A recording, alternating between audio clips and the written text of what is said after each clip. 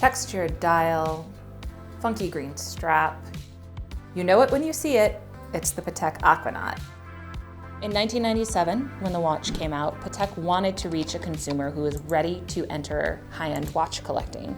But the Aquanaut was designed to stand on its own, not a watch that you settle for. I like to think of the Aquanaut as the Solange to the Nautilus's Beyonce. The Nautilus might be a little more famous, but the Aquanaut is an icon in its own right.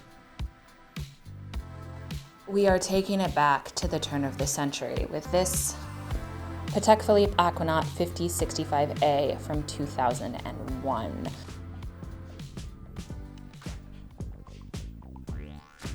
Now, it can be hard to get your hands on a new Aquanaut, not as hard as a Nautilus, but that's neither here nor there, which is why we're focusing on this neo-vintage model. The 5065A, the A stands for acier, steel, was the jumbo at the time, 38 millimeters up from 36 millimeters. They upgraded the movement and went from a closed caseback to this beautiful open caseback. Inside you'll find self-winding caliber 315SC, updated from the 330S. For some, the updated movement might be what's exciting about this watch. For me, this watch demonstrates the turn of an era. We get the updated caliber symbolizing the new, but it's in a combination with a certain style, all in this package that was only available for a few years.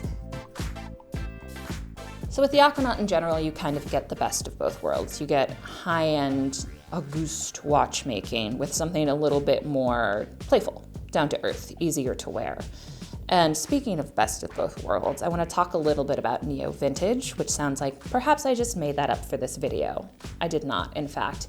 It's an emerging category for a lot of collectors. They're watches that don't hit the vintage cutoff. As an elder millennial, I'm thrilled to know that watches from the 90s aren't quite vintage yet.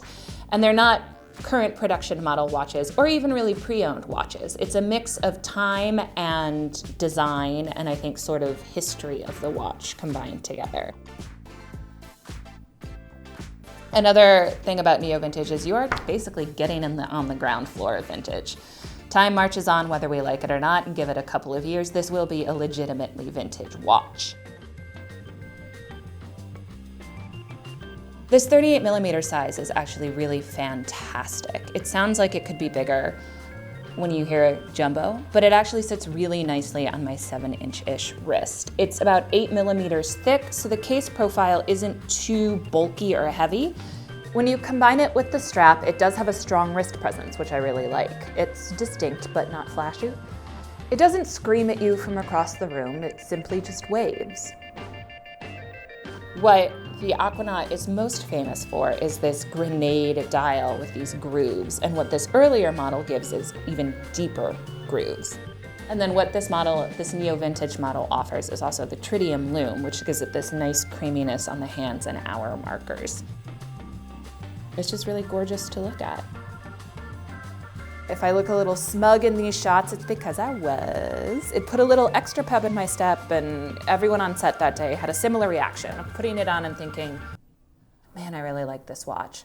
The composite strap, this one is a Patek khaki green, which is highly sought after by collectors. I like it because I think it's sort of a sassier version of a neutral. It doesn't look too bold on the wrist, but it doesn't fully disappear. It's more exciting than a black strap. But you can switch it up if that's your thing. Aquanaut straps have kind of taken on a life of their own. Incredibly collectible. John Mayer pulled out a whole bag of straps in one of his talking watches. I'm sure there's a Reddit forum that I could wade into about it. It speaks to the playfulness of the Aquanaut. You get this really great Patek Philippe pedigree, you get great watchmaking, you get high-end materials, but it doesn't take itself too seriously. If you wanted to put something purple on this watch, you probably could. And I think that that's what I like about it, is that it is a approachable, high-end watch. With its sporty but posh design, you can wear it for just about any occasion, from the juice bar to the bar to taking the bar.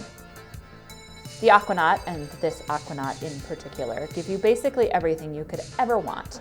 You get one of the most iconic designs of the 90s, you get sportiness, you get high-end watchmaking, you get a go-anywhere aesthetic. But with neo-vintage, you get easy serviceability and the character that comes with time. You don't need me to convince you of the Aquanaut's various merits. It's a very famous watch.